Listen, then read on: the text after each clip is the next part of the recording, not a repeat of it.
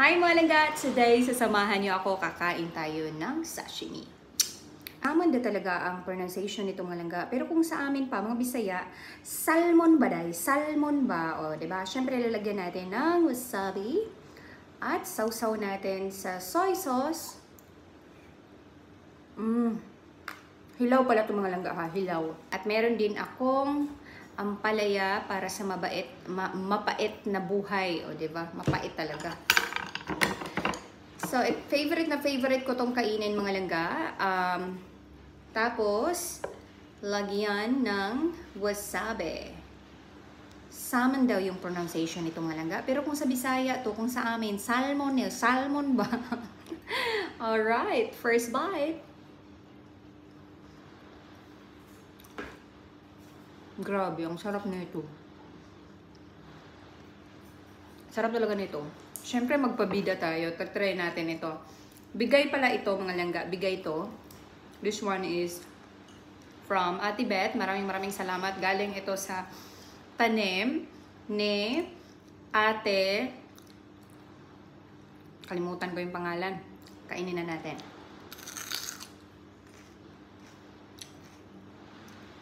Paita niyo eh. Mapait siya.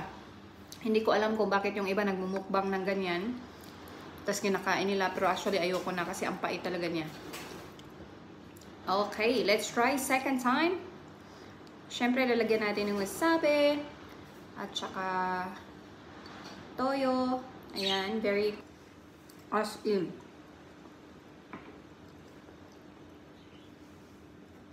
Ang sarap.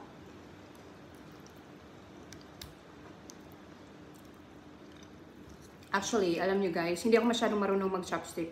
Bawal to sa akin. Hindi ako pwede kumain ng mga hilaw, ng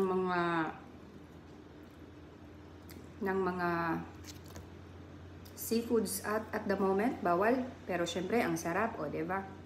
Second bite.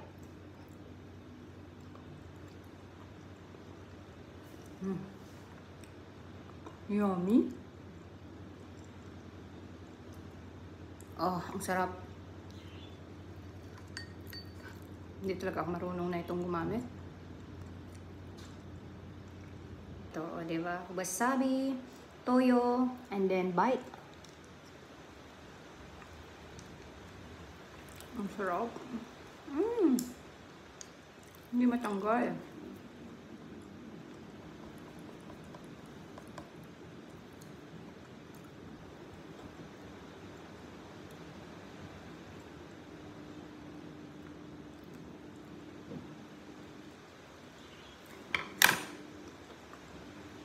Try natin itong bigay na ampalaya, pero hugas na yan.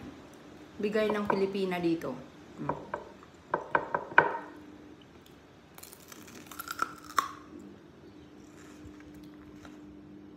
Hindi ko alam bakit gusto yan ng mga minukmukbang.